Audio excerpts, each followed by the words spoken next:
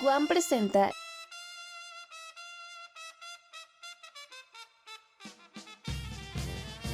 Librofest Metropolitano 2021 virtual, del 20 de septiembre al 1 de octubre.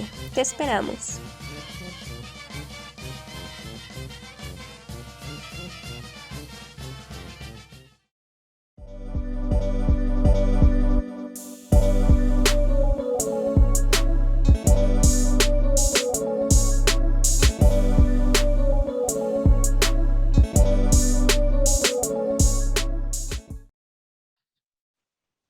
Hola jóvenes, buenas tardes. Pues les doy la bienvenida a esta quinta y última sesión de nuestro curso Género, Justicia y Derechos Humanos. Yo soy Iris Santillán, profesora del Departamento de Derecho, y bueno, he tenido el gusto de estar con ustedes durante 4 sesiones. Esta será nuestra última sesión. Les recuerdo que al final tendrán que, para poder acreditar este diplomado, pues tendrán que hacer un pequeño trabajo que ya les diré al final de esta sesión. Bueno, voy a compartir la pantalla para revisar el último tema, ¿no? Ya hemos hablado de la importancia, ¿no?, de conocer diversos conceptos de la teoría de género, eh, entre ellos qué es el sexo, qué es el género, qué es y para qué nos sirve la perspectiva de género y cómo es importante la aplicación de esta perspectiva de género. También hicimos una breve reflexión sobre la discriminación, ¿no? Y cómo los estereotipos, los prejuicios derivan finalmente en el ejercicio discriminatorio en contra de las personas, las cuales pueden tener afectaciones muy graves, sobre todo si son en ámbitos de derechos humanos, ¿no?, como la justicia, como la salud, como la educación.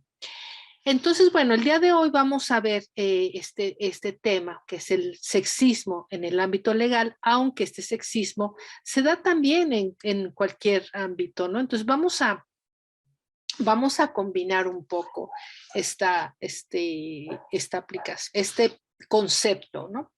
¿Qué es el sexismo? Bueno, pues es la creencia fundamentada en una serie de mitos y mistificaciones que declara la superioridad del sexo masculino, cuyo resultado es una serie de privilegios para el sexo que se considera superior, ¿no? Creer, es otra definición, creer que hay un sexo que fue puesto en este mundo para servir al otro. Y bueno, aquí les pongo la foto de una etiqueta de ropa, está en inglés, pero alcanzan a verlo, espero que alcanzan a verlo muy bien, ¿no? Da el instructivo de lavado y al final dice, o dáselo a tu mujer, que ese es su trabajo. Por supuesto, hombres y mujeres vivimos sexismo, pero el impacto de sobre la vida de las mujeres es mucho más grave que en el de los hombres. Alda Facio, que es quien retoma de otra feminista estos 7 formas de sexismo, ¿no? Lo retoma de Margaret Eisler, pues nos habla, ¿no?, de cómo están insertos en los textos legales este sexismo. Yo insisto, creo que no solamente en los textos legales, sino en el cotidiano, en las prácticas y por supuesto también en estos textos legales. Entonces, la primera forma de sexismo se conoce como androcentrismo y se da cuando el estudio, análisis o investigación se enfoca desde la perspectiva masculina únicamente. Los hombres son el paradigma del humano, ¿no? Entonces, esta forma de sexismo tiene 2 manifestaciones fundamentales que son la ginopia y la misoginia.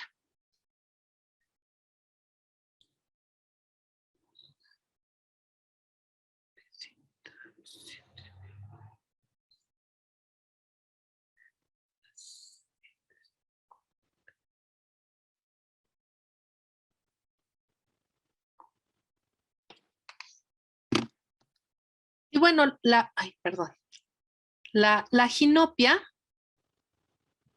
es justamente es la imposibilidad de ver lo femenino o la invisibilización de la experiencia femenina, ¿no? Hemos estado tan acostumbrados, todas las personas, a mirar desde una óptica androcentrista, ¿no? De considerar lo masculino como paradigma de lo humano, que no estamos habilitados para mirar esta experiencia de las mujeres. Es más, ni siquiera las vemos, ¿no?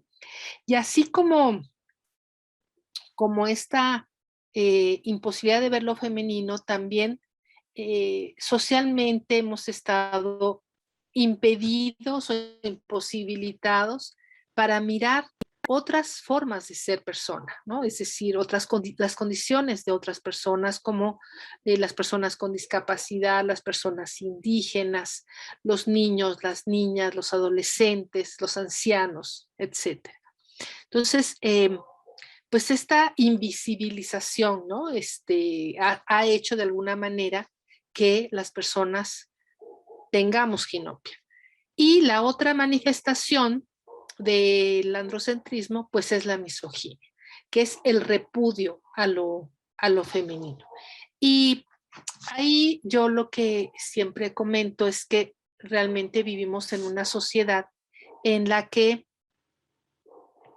pues nos enseñan desde la niñez a repudiar lo femenino, ¿no? Eh, Pensemos como, por ejemplo, yo soy muy facebookera y de pronto veo cada vez menos comentarios como no seas niña. Cuando queremos ofender a alguien, decimos eso, no seas niña y siéntese ya señora.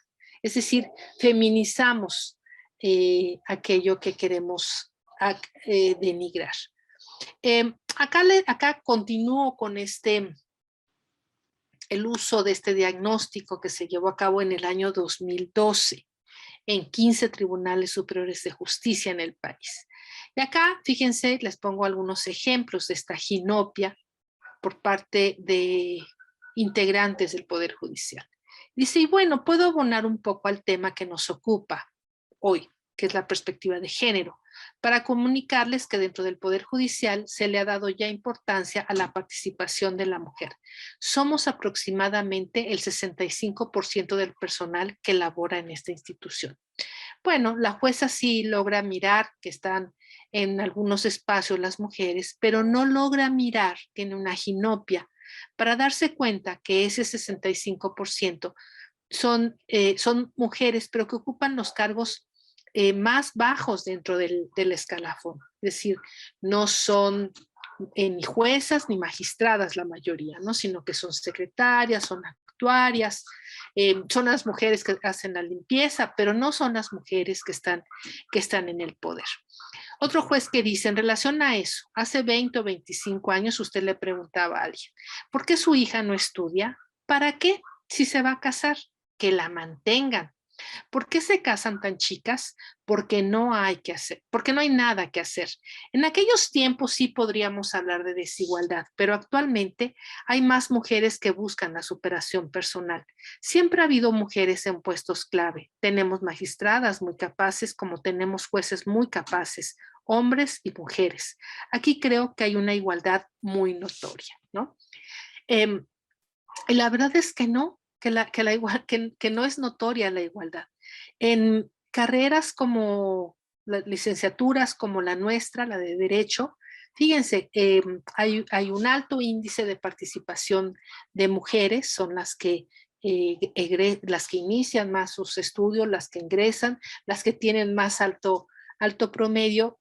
Sin embargo, eh, cuando hay que ocupar cargos, no son ellas las que ocupan los cargos, ¿no? Por ejemplo, ya la maestría, el doctorado, no son ellas las que estudian, porque hay una serie, insisto, una serie de obstáculos que impiden esto, ¿no? Y lo mismo sucede para acceder a ciertos cargos como las magistraturas, ¿no?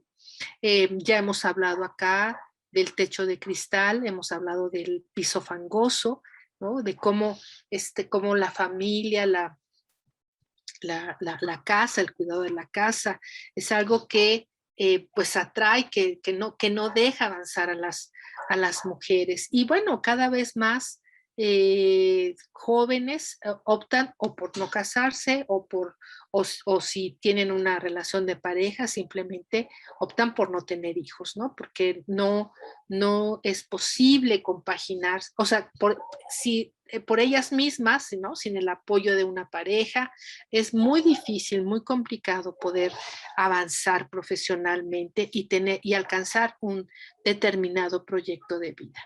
Entonces ahí, por supuesto, hay una ginopia total por parte de estos dos personajes que no se dan cuenta que las condiciones no son igualitarias, ¿no? Y que sí están ahí las mujeres, pero no están teniendo las mismas oportunidades que los hombres. Eh, bueno, acá desafortunadamente también vemos ejemplos de machismo, ¿no? Dentro de nuestros espacios universitarios.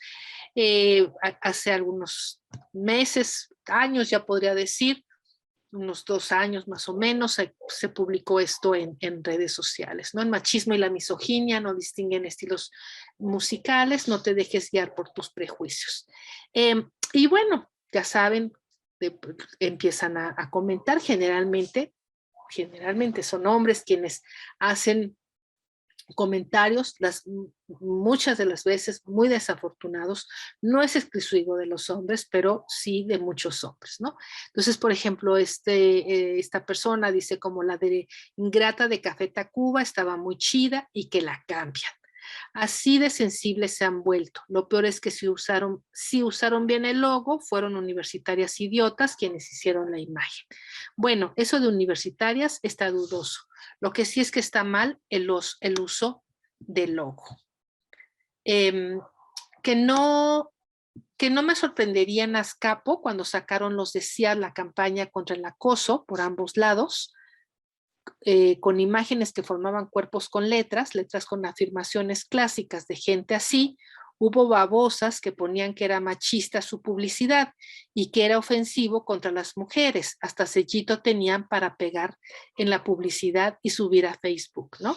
Bueno, aquí vemos algo que se llama el mansplaining.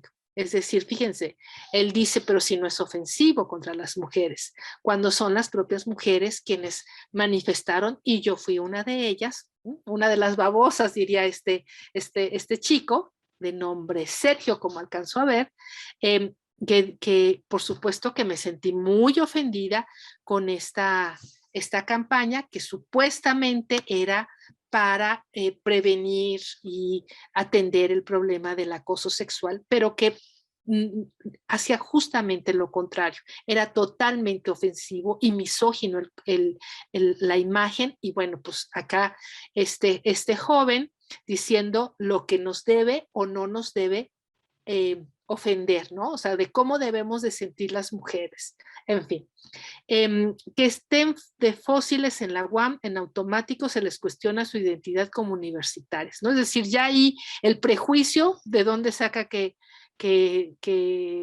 sean fósiles, no sabemos de dónde, ¿verdad? Es decir, vean cómo a partir de cierto prejuicio, pues se deriva en discriminación. Pues yo estoy en 9º trimestre, no soy precisamente un fósil y tampoco siento que me estén cuestionando. Y creo que el otro vato se refiere a las personas que entran a la UAM, pero no estudian, o sea, entran físicamente, no están en sistema ni nada. La peor tontejada, ¿no? Hablo de cambio de letras, en fin. Es decir, ahí vemos muy presente, muy claramente, la misoginia que está desafortunadamente en los espacios universitarios. Igual hace un par de años a una exalumna mía le mandaron este mensaje: eres una mujer muy fea, eres de China o algún país asiático, ¿no? Es decir, pues ahí está esto reflejado, como bien dice Zaffaroni, cuando no solamente está el sexismo, sino está la xenofobia, está el machismo, o sea, está todo junto, ¿no? El racismo, todo junto en una sola persona.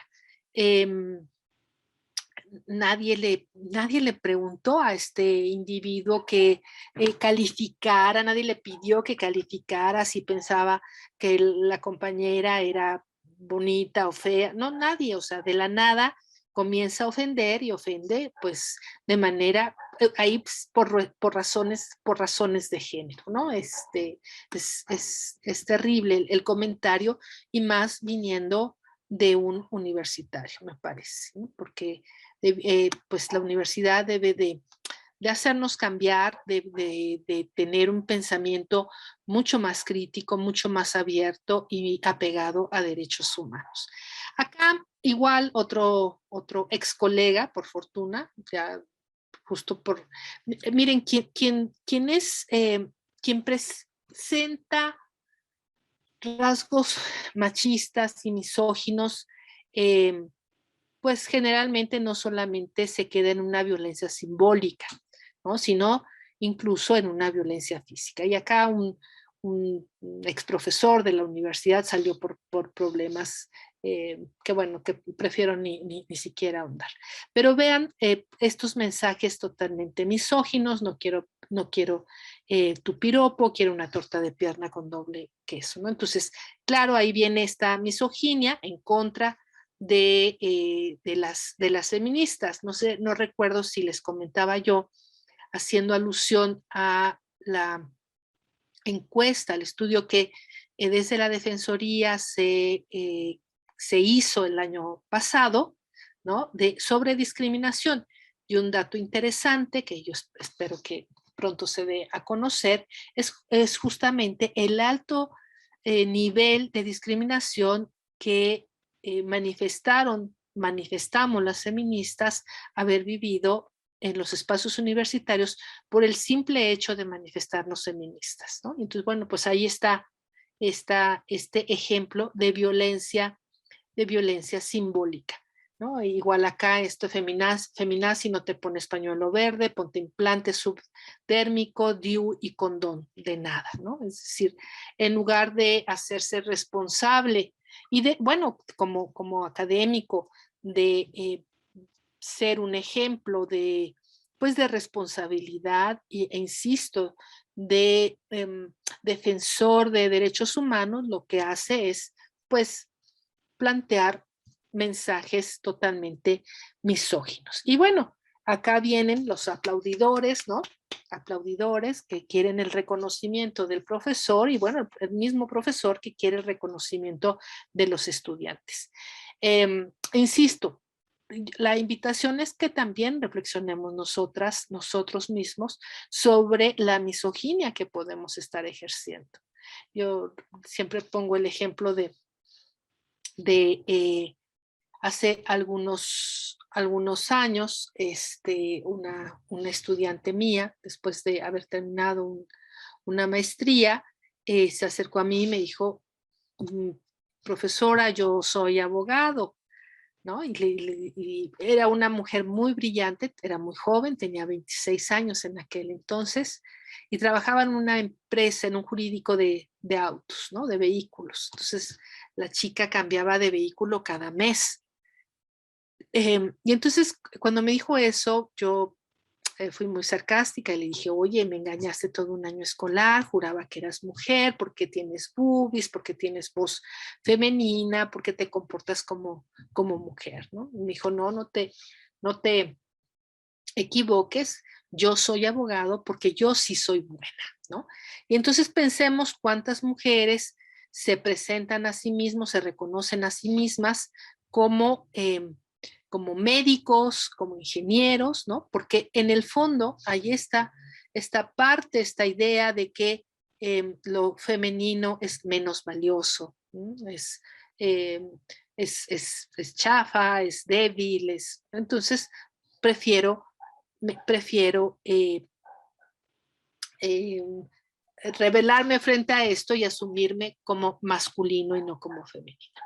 En esta parte de la misoginia, en el ámbito legal, vemos, por ejemplo, como en el año, en diciembre del 2012, cuando asume la presidencia Peña Nieto, pues hubo manifestaciones en diferentes ciudades del país, ¿no? Y específicamente en Guadalajara se dio lo siguiente.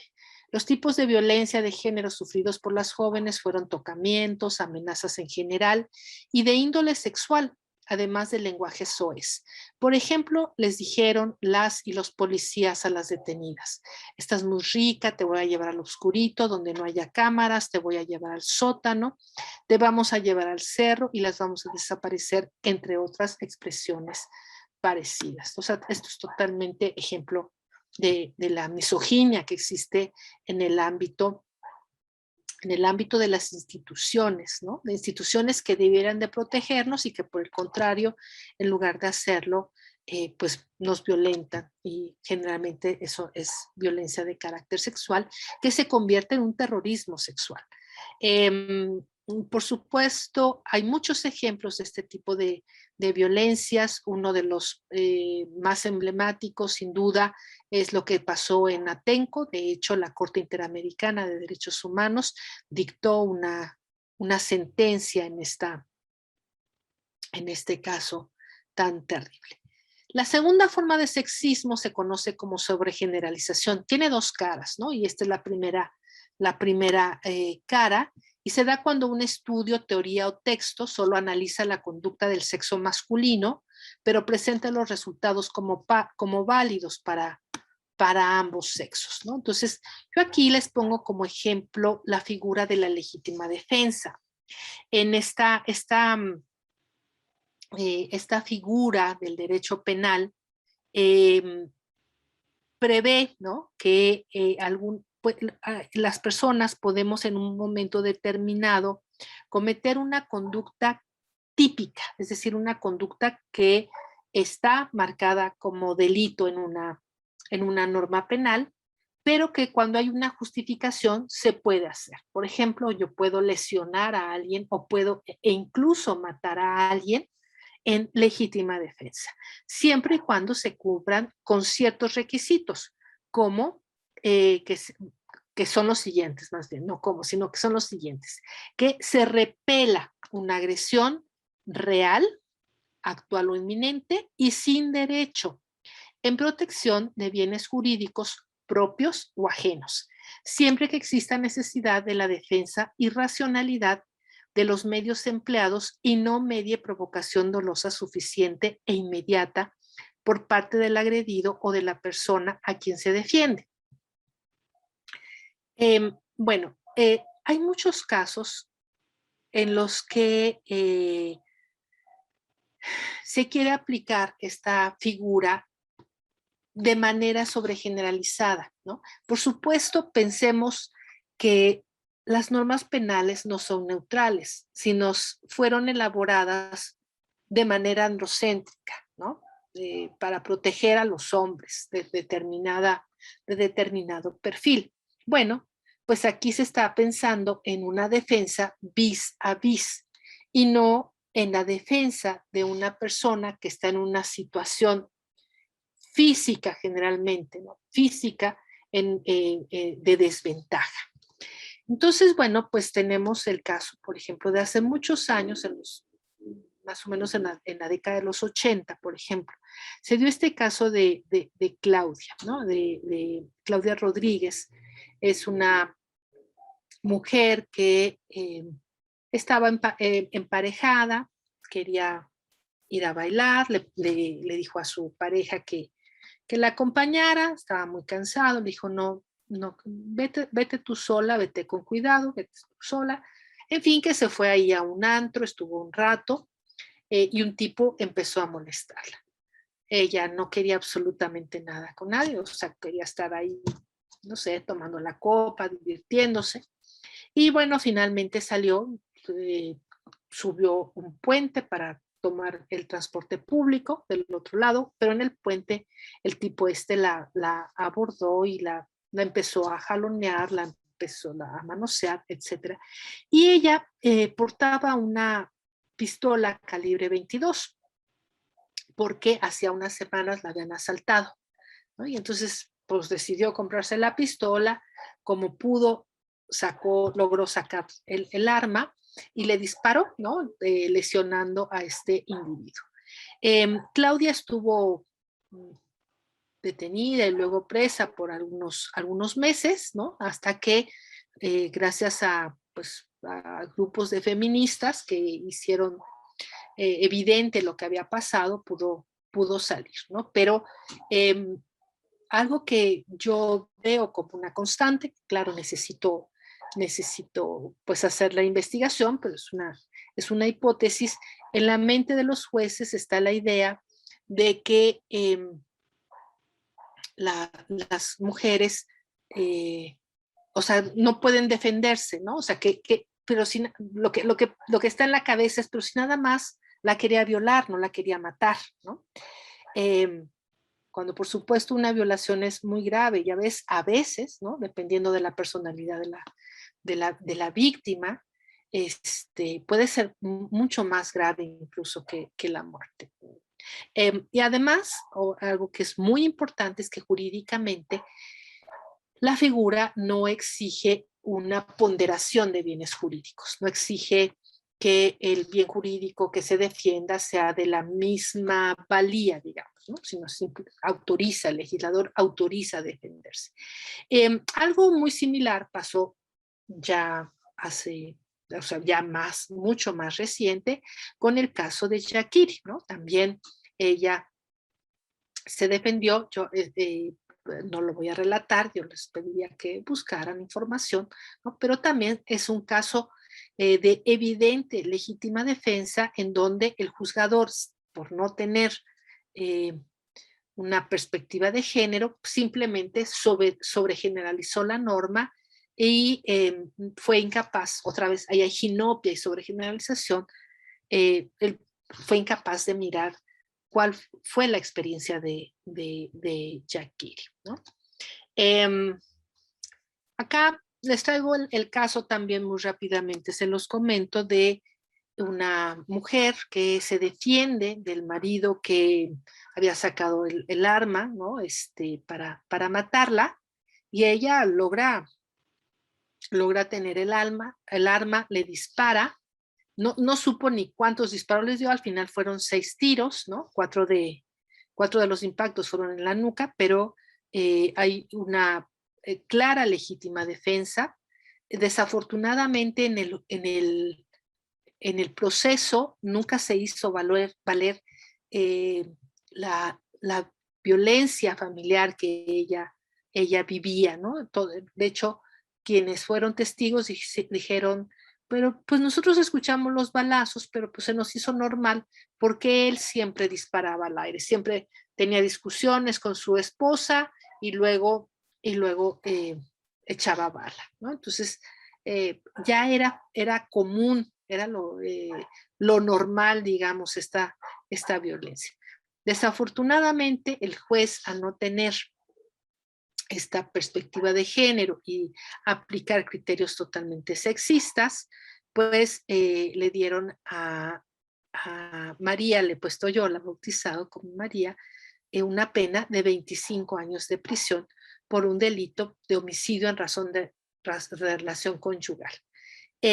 Después, en una segunda instancia, le dieron 17 años, 6 meses de prisión, y cuando hubo una reforma al Código Penal, se le bajó. Pero en realidad, que si hubiera tenido una buena defensa con perspectiva de género y por parte del juez también no hubiera tenido no hubiera tenido, o sea, no se acreditaba ningún delito por existir una causa de justificación, ¿no? Lamentablemente, lo que hay que pensar es que cómo estos criterios sexistas y también el desconocimiento de las normas penales, pues en lo que impacta es en la vida de las mujeres, porque son, imagínense, 15 años de vida de las mujeres.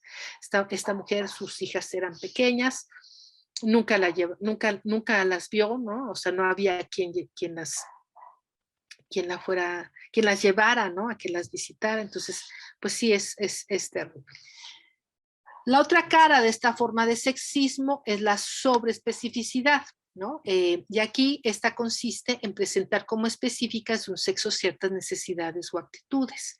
Y les traigo aquí como ejemplo el artículo 231 del Código Penal de Campeche. Por fortuna ya está derogada la norma, pero pues es interesante mirar cómo estaba, pues no solamente el Código Penal de Campeche, sino en realidad a nivel nacional, ¿no? Y decía este artículo que se procederá contra el estuprador por queja de la mujer ofendida o de sus padres o a falta de estos, de sus representantes legítimos, pero cuando el delincuente se case con la mujer ofendida, cesará toda acción para perseguirlo, ¿no? Entonces, bueno, por supuesto, ahí hay misoginia porque lo que se impone como sanción es digo, de alguna manera como sanción, el matrimonio de la víctima con su victimario. El estupro, ya saben, es la relación sexual que tiene un adulto con una menor de edad. Cada código penal establece edades distintas, algunas determinan 16 años, otras determinan 17 años, ¿no? Pero finalmente casi más bien yo diría que todos los códigos penales establecían esto como solución. No se establecía si la víctima daba su consentimiento, no, simplemente era una salida para que el hombre no fuera a prisión, porque el ofendido ni siquiera era ella, sino era en una cultura patriarcal, en un sistema patriarcal, pues era el padre de la chica, ¿no? La familia, el honor de la familia. Entonces, ¿por qué afirmo que aquí hay sobre especificidad? Pues porque solamente, y otra vez, esto deriva de estereotipos, solamente protege a las mujeres, ¿no? Es decir, existe el estereotipo de que los hombres número uno, nunca son violentados sexualmente, ¿no? Porque los hombres siempre quieren sexo, o sea, son hipersexuales. Entonces, y en la mente también, en estos estereotipos, tienen la idea, pues, quizás de un joven de 15, 16, 17 años, teniendo sexo con una mujer de 21, de 23 años, ¿no? Pero no se plantean la posibilidad de que pudiera ser estuprado por otro hombre, por ejemplo, ¿no? O sea, eso no entra en sus esquemas tan cuadrados. O que pudiera ser estuprado por una mujer mucho mayor que ellos, ¿no? Porque si fuera así, por supuesto, no darían como salida tampoco, pues, que se casara. Claro, hay otras culturas, ¿no? En otras partes del mundo en donde lamentablemente este tipo de abusos es normal, se ha legalizado, pero la verdad es que pues en materia de derechos humanos y más específicamente de los derechos humanos de la niñez, esto es terrible, ¿no? Porque es totalmente abusivo. La tercera forma de sexismo se conoce como insensibilidad de género y se presenta cuando se ignora la variable género como socialmente importante y válida, ¿no? Entonces, eh, me parece que en muchas de las ocasiones, algunos de los argumentos que se dan en contra de la igualdad o de manera burda de lo que se debe entender por igualdad, es justamente esta insensibilidad de género, ¿no? Esto de, bueno, pues si quiere ser igual que nosotros, entonces pues que cargue el garrafón, ¿no? Clásico.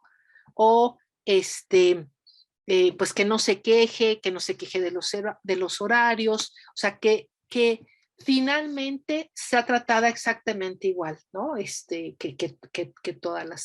Que todos. Y por supuesto, eh, esta forma de sexismo permite también sensibilizarnos, yo insisto, no solamente por cuestiones de género, sino de otras condiciones como la edad, como las discapacidades, etcétera. En el ámbito jurídico y más precisamente en el ámbito penal, por ejemplo, para aplicar una sentencia a participantes de un delito, se aplica por igual y no se toman en cuenta las circunstancias de la mujer, que por la desigualdad de género generalmente actúa por sometimiento al conviviente o por deber ser de filiación, ¿no? Entonces, sucede, lo que sucede acá es que, y esto está demostrado por varios estudios, ¿no? De cómo se, muchas de las mujeres que están en prisión lo hicieron forzadas, ¿no? por la pareja o por necesidad o o engañadas, ¿no? O pensemos en algunos casos como por ejemplo secuestro, en donde son contratadas, por ejemplo, para hacer la comida, llevarle a la persona que está privada de la libertad, ¿no? Los alimentos, le pagan 10, 15 pesos diarios y cuando hacen la detención, pues a ella le imputan el delito de secuestro también, ¿no? En crimen organizado, imponiéndole la misma pena que aquellos que mutilaron o que privaron de la libertad y que exigieron pues un rescate terrible, ¿no? Altísimo. Y cuando el juez aplica de esta manera la ley sin esta sensibilidad, pues aplica por, por igual. Acá otro dicho de otro juez que dice de los menores, no tengo ninguna opinión en contra. Creo que debe de existir una subprocuraduría en defensa de los menores maltratados o en cualquier circunstancia de peligro que se encuentren, pero de la mujer, ¿por qué una procuraduría especializada? Si el tipo penal es general, ¿por qué una atención especial? Y luego vemos que también en la mayoría de esas subprocuradurías o de las pocas que he podido hablar en esas subprocuradurías, son mujeres, todo el personal, y se vuelve un feminismo que exagera la equidad de género. Le dan vuelta a esto, o sea, es la Inquisición, ¿no? Entonces, vemos cómo este juzgador es otra vez, pues tiene esta ginopia que de alguna manera incide también en esta sensibilidad no logra comprender por qué la necesidad de áreas especiales para la atención de mujeres. Otro juez, efectivamente todavía hay algunos puntos, principalmente en las zonas rurales, donde el que manda, el que ordena es el amo, es el señor, ¿no? Pero ya en la actualidad, de hecho, hay muy pocas mujeres que lo permitirían, ¿no? Porque ya tienen todas las puertas abiertas para poder crecer y poder ser exitosas profesionalmente, siempre y cuando lo quieran. La que no lo quiere, no lo logra, ¿sí? Y fíjense qué interesante, porque efectivamente una pensaría que las cosas han cambiado de unos años para acá, ¿no? Que sí, que tienen, sobre todo las jóvenes, mucha más libertad. Y sin embargo, esto no es así.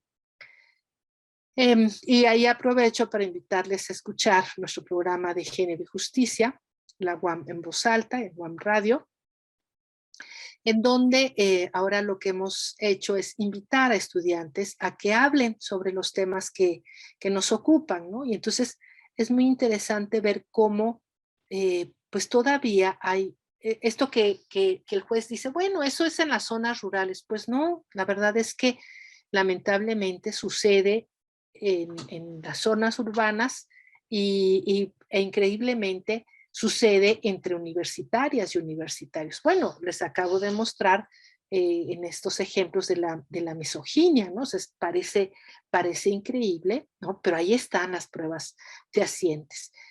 Ahora con la pandemia quedó muy evidenciado cómo se incrementó la violencia contra las mujeres y contra la niñez también, ¿no? Por eso la urgencia por parte del gobierno federal de que los niños, las niñas regresen a la escuela, ¿no? Porque, por supuesto, yo tengo la hipótesis de que están registrando un alto índice de violencia contra estos niños, ¿no? Entonces, pues hay esta insensibilidad por parte de este juzgador. Finalmente, este juez que también dice, deja tú el feminicidio, o sea, tipos penales especiales, o sea, hablando de feminicidios como si fuera más importante la vida de una mujer que la de un hombre. Si ha habido muchos homicidios en contra de mujeres, entonces haz una política criminal y fíjate por qué están matando a esas mujeres. O si pasan por la calle oscura, o pues no sé, busca otra solución, pero la equidad implica que tanto el hombre y la mujer son iguales. Por supuesto, esto de que la equidad implica que tanto el hombre y la mujer son iguales es totalmente falso, ¿no? No tiene, este juez lo que está demostrando es un enorme desconocimiento de conceptos básicos de la justicia, ¿no? De la teoría de la justicia, como qué es la igualdad, qué es la equidad, y lo que implica es esto, ¿no? Y está demostrando una alta falta de sensibilidad respecto a la comprensión de por qué la necesidad de crear un tipo penal que se llame feminicidio, ¿no? Y es, insisto, incapaz de mirar las enormes diferencias que hay entre un homicidio, ¿no? Y este feminicidio. Entonces, pues terrible que sean estos peritos en derecho, quienes son los encargados de impartir justicia, quienes estén plagados de ideas sexistas. Una cuarta forma de sexismo es el doble parámetro y es similar a lo que conocemos como doble moral y se da cuando a la misma conducta se le da diferente significado dependiendo de quién se trate. Por ejemplo, una persona que es insistente, si es mujer le decimos que es terca, pero si es un hombre decimos que es tenaz. Una persona que es lista, si es mujer decimos que es curiosa, pero si es un hombre decimos que es inteligente, ¿no? Claro, si es una mujer decimos que es curiosa, que es chismosa, que es metiche, etcétera. Si es un hombre decimos que debería ser investigador nacional. Una persona que sí se defiende, si es mujer, decimos que es agresiva, le decimos que se case, que se divorcie, que está en sus días, es una intensa, es feminazi, ¿no? Pero si es el hombre quien se sabe defender, pues es todo un hombre. Una persona que es obediente, si es mujer es dócil, pero si es un hombre el obediente, decimos que es débil. Si una mujer es prudente, decimos juiciosa, pero si él es prudente, le decimos cobarde. Una mujer sensible, le decimos delicada, y a él le decimos maricón, ¿no? Entonces, esta doble moral que está tan presente en todos los espacios. Y en el ámbito jurídico, bueno, pues acá les traigo este cuadro que con ejemplos que da Elena Saola en su libro El delito de ser mujer, pues ahí queda muy evidente este doble parámetro. Por ejemplo, un hombre que mató a un sujeto al que encontró con su esposa, le dieron 8 años de prisión. En cambio, una mujer que dio muerte a una mujer que mantenía relaciones con su esposo, le dieron 27 años de prisión. Es decir, en ambos casos se dio el adulterio, es un homicidio simple doloso, a él le dan la pena mínima del homicidio y a ella le dan mucho más, ¿no? Claro, habría que ver las circunstancias, pero no duden, no duden que su sexo y su género tuvieron que ver, ¿no? Con esta resolución tan alta. De ahí, bueno, de ahí deriva el nombre del texto de Elena Saula, el delito de ser mujer, ¿no? Porque finalmente lo que queda, lo que se interpreta, ¿no? de esa investigación es cómo muchas de estas mujeres fueron sancionadas eh, por romper el tradicional estereotipo femenino. Un hombre que dio muerte a golpes a una mujer, le dieron 9 años de prisión, en cambio a una mujer que participó en dar muerte a un sujeto en un pleito, le dieron 25 años de prisión, ¿no? Y es extrañísimo, porque claro, en el caso de la mujer, así como está descrito, parece que participó en una riña, y los homicidios en riña reciben penas atenuadas. Y aquí, sin embargo, se le aplicó una pena mucho más alta que un homicidio simple doloso. Acá un hombre que mató a su esposa porque le pidió el divorcio le dieron 11 años de prisión, en cambio una mujer que dio muerte a su esposo porque violó a su hija le dieron 27 años de prisión. Un hombre estando ebrio dio muerte a su madre con un rifle, le dieron 19 años de prisión, y una mujer que dio muerte a su hija para evitar que su esposo se la quitaran, le dieron 25 años de prisión. Un hombre que mató a una mujer porque le quitaba los tendederos a su esposa, le dieron 11 años de prisión. En cambio, una mujer que mató a su hija, a quien maltrataba, le dieron 35 años de prisión, ¿no? Entonces, vemos este doble parámetro vigente en la aplicación de la norma. La quinta forma de sexismo se conoce como deber ser de cada sexo. Y en mi experiencia, esta es la forma de sexismo que con mayor frecuencia se da, ¿no? Es decir, esta exigencia de conducta de las personas a partir de su sexo. Entonces, consiste en partir de lo que se espera de una mujer normal y de un hombre normal, ¿no? Entonces, yo ahí les recomiendo que lean un texto mío que está en la revista Legatos, que es un amicus curiae sobre un caso que se conoció como el monstruo de Iztapalapa, ¿no? Es un caso paradigmático en el que se acusaba no solamente a este sujeto, sino también a ella, ¿no? Y pues con litigio estratégico por parte de las abogadas que llevaron el caso, lograron una sentencia absolutoria, porque hicieron evidente este sexismo, ¿no?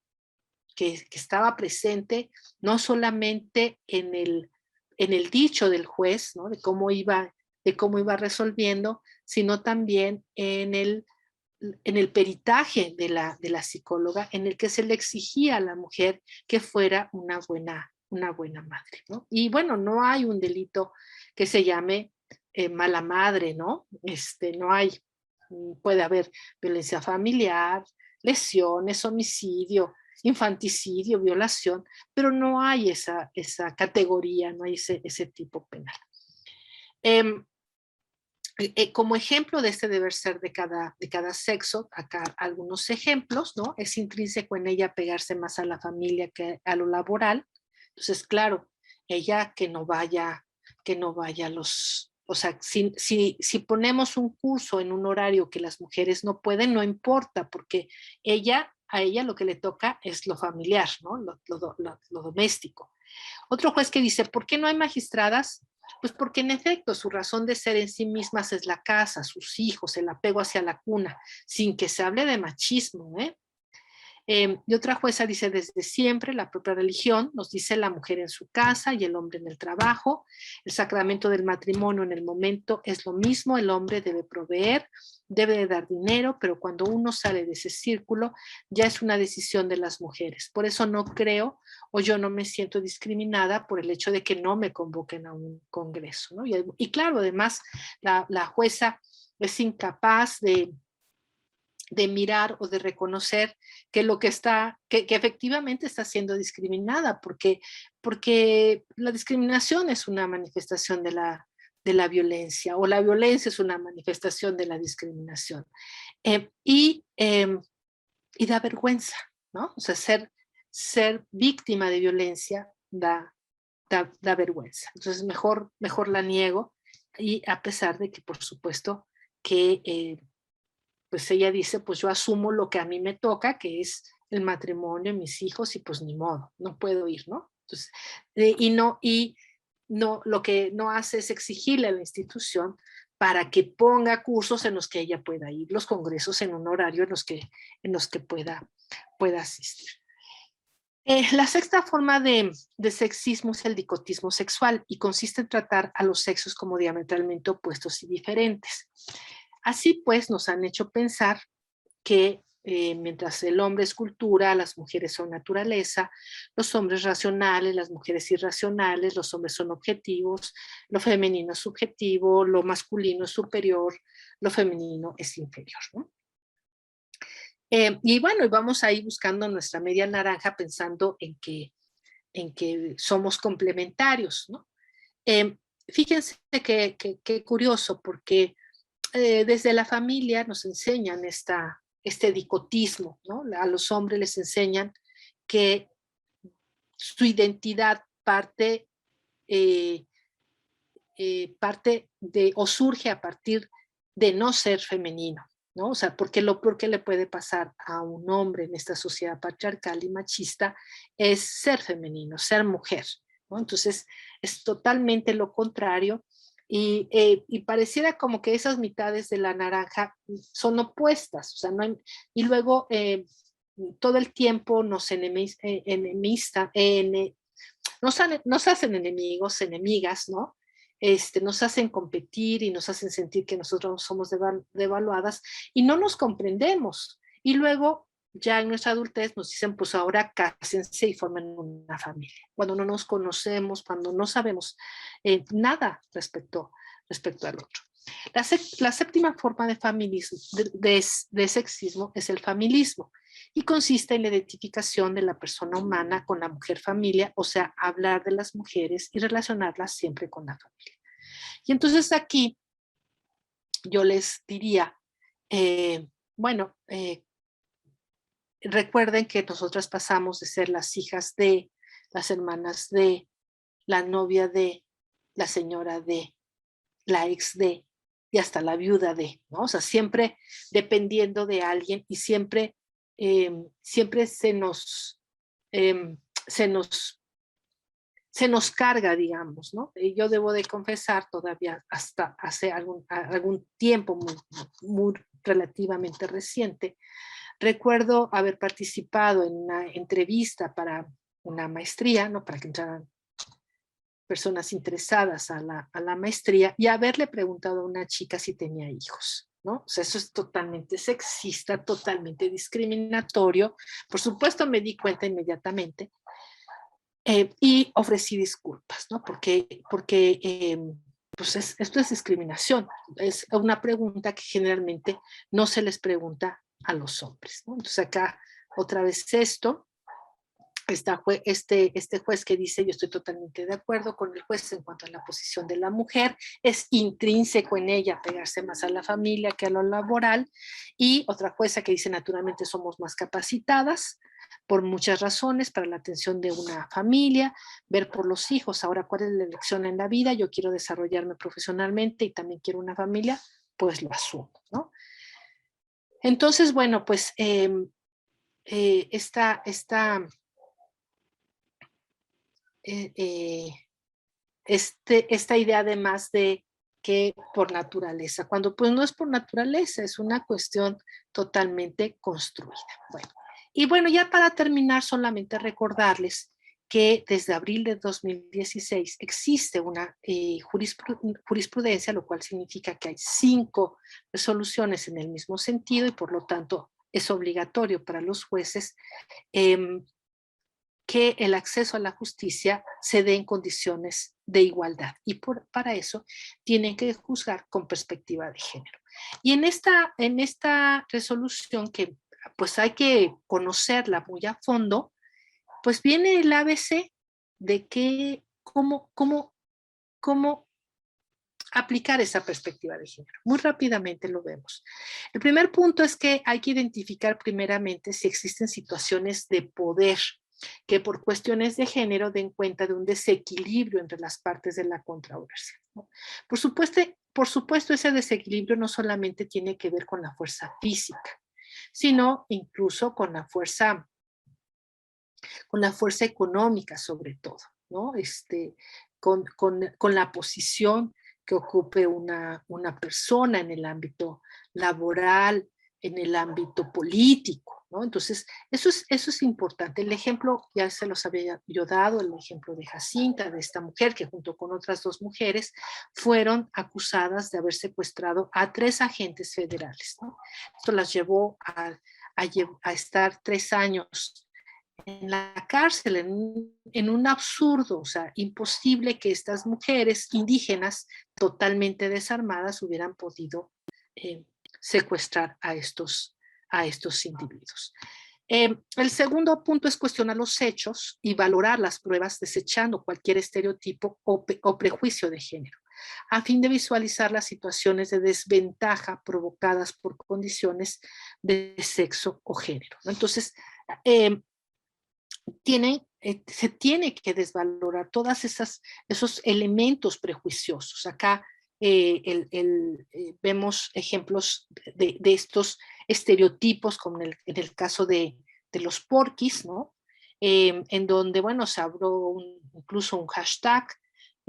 Dafne provocó a los porquis. Dafne era una chica de 16 años que fue violada por varios jóvenes integrantes de esta banda de los porquis, y vean estos mensajes: cadena de oración por esos muchachos, ellos no tienen la culpa, son hombres y sintieron tentación por el placer, ¿no? Entonces, este estereotipo de que el hombre es hipersexuado y que no puede contenerse, ¿no?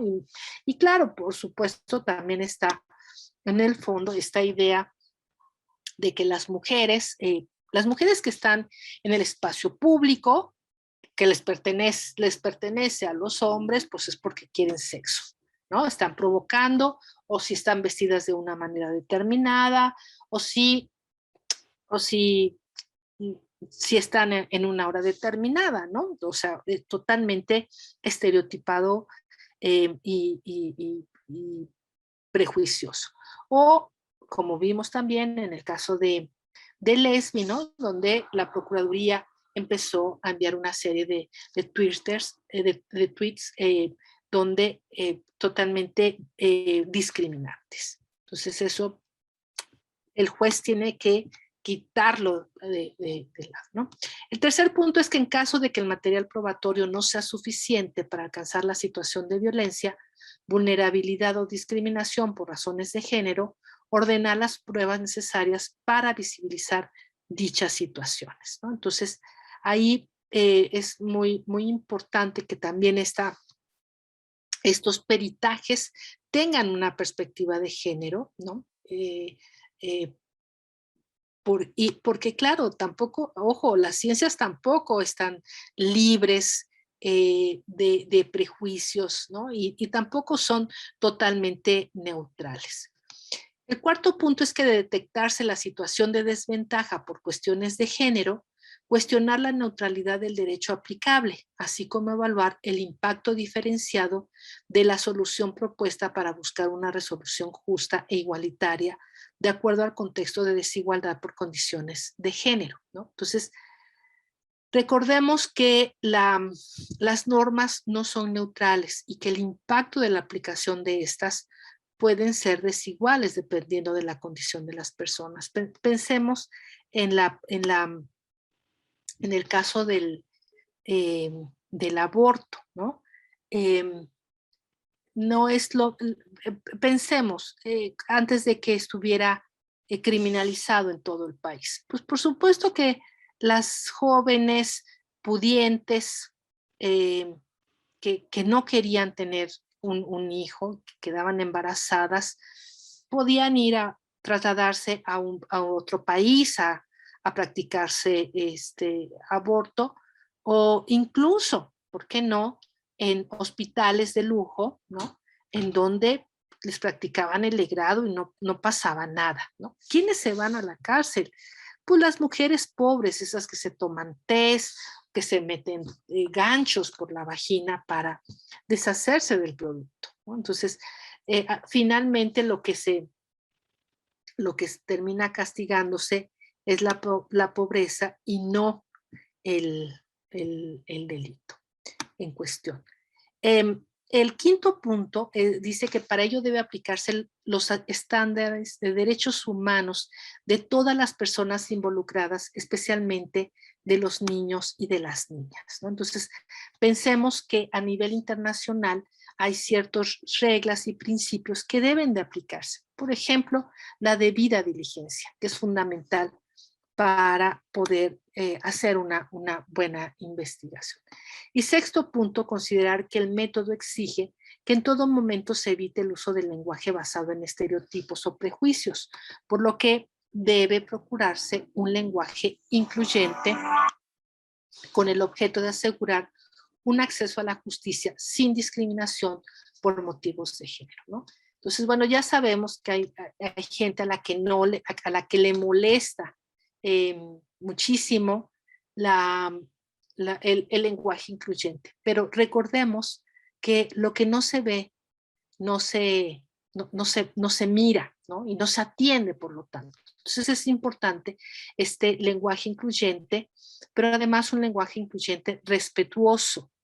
Eh, Nada de que mi amor o mi hija o eh, abuelita, no, o sea, tienen que, las autoridades tienen que eh, comunicarse con las personas de manera respetuosa.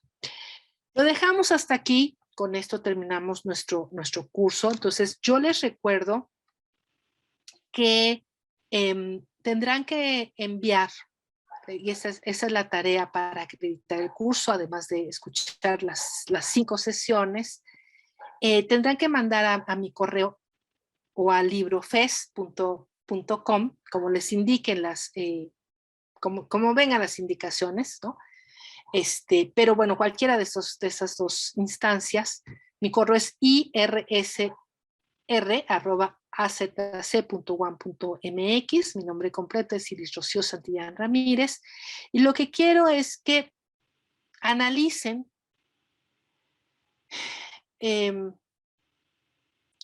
cómo es el acontecer en la universidad, identificando algunas ya sea reglas sexistas o manifestaciones sexistas, ¿no? Y identificar qué tipo de sexismo es lo que encuentran. Yo esperaría, pues, una cuartilla y media o 2 cuartillas con esta explicación o con esta reflexión de este curso. Eso también puede ser, que fue lo que, quizás una reflexión sobre lo que aprendieron en este curso, ¿no? que dimos aquí. Yo les agradezco mucho su atención, espero que estén bien, que sus familias y sus seres queridos estén bien, ¿no? Y que pronto podamos vernos y abrazarnos, escucharnos de manera presencial. Muchas gracias. Hasta luego.